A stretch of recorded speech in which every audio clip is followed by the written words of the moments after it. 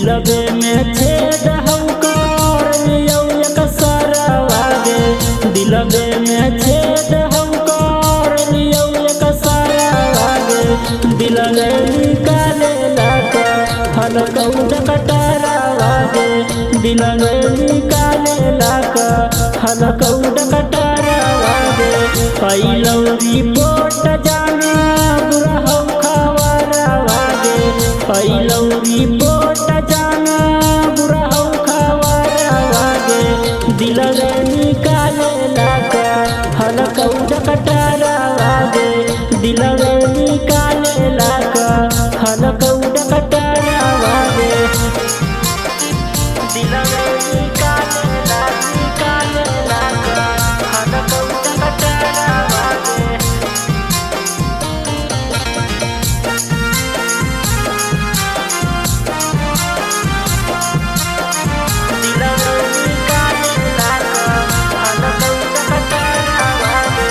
तनिको ना ठीक लागौ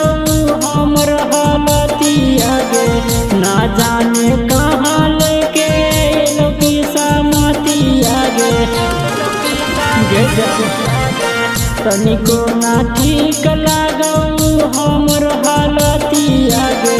ना जाने कहाँ लेके लोकी समतिया गे घर परिवार में लगी गेलौ डरवागे घर परिवार में लगी गेलौ डरवागे दिलबे निकाले लाका हलकौड कटरावागे दिलबे निकाले लाका हलकौड कटरावागे दिलबे निकाले लाका हलकौड कटरावागे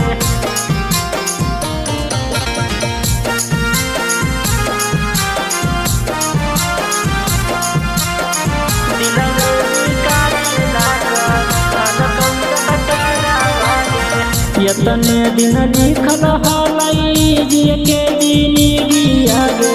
कवना कलम से लिखी देलकै मोर भागिया गे